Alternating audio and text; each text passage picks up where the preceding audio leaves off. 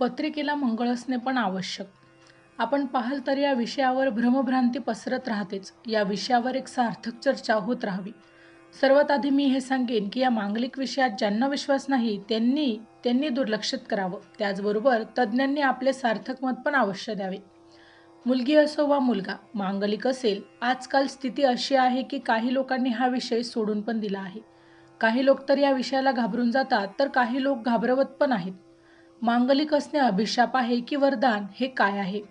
सर्वात प्रथम जर मांगलिक असेल तर तो मंगळापासूनच का होतो? येथे असे म्हणाल, मांगलिक नाव आहे. मंगळ सोडा, सूर्यापासून का नाही होत? सूर्य पण उग्रग्रह आहे. मंगळापासूनच का? हाच प्रश्न सर्वात प्रथम मनात यायला पाहिजे. मंगळ प्रथम स्थानात, व्ययस्थानात, चतुर्थ स्थानात, सप्तम स्थानात, अष्टम स्थानात, या स्थानात मंगळ असेल तर मुलगा असेल किंवा मुलगी मांगलिक होते. या स्थानात असलेला मंगळ पत्रिकेतला मांगलिक बनवतो. मंगळ प्रथम स्थानात असेल तर चौथी दृष्टी सुखभावावर, सातवी दृष्टी वैवाहिक स्थानावर, अष्टमात आठवी दृष्टी. चतुर्थ स्थानात असेल तर चौथी दृष्टी वैवाहिक स्थानावर, कर्मस्थानावर सातवी व आयभावावर आठवी दृष्टी. सप्तम स्थानात असेल तर चौथी दृष्टी कर्मस्थानात, प्रथमात सातवी आणि धनस्थानात आठवी दृष्टी.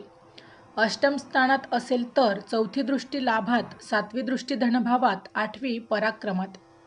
व्ययस्थानात असेल तर चौथी दृष्टी पराक्रमात, सातवी दृष्टी षष्ठभावात, आठवी दृष्टी सप्तमावर. आता शास्त्रकार व ऋषीमुनींनी असं का सांगितलं आहे की मांगलिकाचा विवाह मांगलिक बरोबरच झाला पाहिजे, असं का? मंगळ आहे पराक्रम, मंगळ आहे सेनापती, आणि सेनापती नेहमीच जो आदेश मिळतो तसेच काम करतो. त्याला विचार करण्याची मुभा नसते. जो आदेश दिला जातो तेच करायचे. समोरचा देश तुमचा शत्रू असो वा मित्र, त्याच्यावर आक्रमण करायचं म्हणजे करायचं, कारण राजाने आदेश दिला आहे. आक्रमण म्हणजे आक्रमण, विचार नाही करू शकत. का मारायचं? कारण राज आज्ञा. यासाठीच मांगलिक या विषयासाठी मंगळाला सर्वात प्रभावी मानला आहे. आता हे का सांगितलं आहे? मंगळाच्या पत्रिकेतला जोडीदार पण मांगलिकच हवा. आपण जर मांगलिक असाल तर स्वतःला निरखून पहा. आपल्यातला उग्रता जास्त प्रमाणात असेल. मंगळ वेग आहे, मंगळ क्षमता आहे, मंगळ भान आहे. जे सहन करण्यासाठी त्याच प्रकारे सहन करणारा मांगलिक हवा आहे. तरच तो हा प्रभाव समजू शकतो, सहन करू शकतो, सांभाळू शकतो. म्हणून सांगितलं, दोन्ही समान म्हणजे मांगलिकाला मांगलिक द्या. आता विचार करा, मंगळाला दुसरा मंगळवाला नाही असेल तर? आपण विचार करा, आपण मांगलिक आहात आणि तुमच्यात संशयवृत्ती नाही आहे का? शंका नाही आहे का? पती असो वा पत्नी, दोन्ही विचार करा आणि संशय कुठे असतो? शंका कुठे होते? जेथे खरं प्रेम असतं, मांगलिकवाले असतात कसे? आपली पत्नी असो किंवा पती, त्यांचा एकच विचार असतो की आपला जोडीदार माझा सर्वाधिकार आहे, म्हणजे दोन्ही एकाच स्वभावाचे असतील. तेव्हा जरी दोन्ही सकाळी भांडतील तरी संध्याकाळी दोन्ही एकत्र जेवतील. दोन्ही एकाच स्वभावाचे असतील तर एकमेकांशिवाय राहूच शकत नाही, कारण विचार एकच होतील.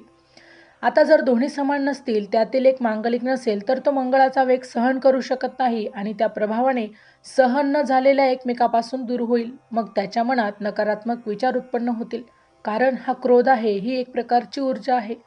त्याला जर योग्य दिशा नाही भेटली तर क्रोध समोरच्यावर येतो. जो कमजोर आहे त्याच्यावर येतो. पण दोन्ही जर मांगलिक असतील तर समोरचा त्या वेगाला सहन करेल, सांभाळेल, दोन्ही एकमेकांना कंट्रोल करतील. म्हणून मंगळाला मंगळ द्या, असं ऋषीमुनी सांगतात. या मंगळाला मंगळ नसेल तर जास्त समस्या आहे समजा. काही ग्रंथात असाही उल्लेख सापडतो, मांगलिक असलेल्या व्यक्तीशी कामक्षमता नैसर्गिकपणे जास्त असते, त्यामुळे ही मंगळाला मंगळच सहन करू शकतो.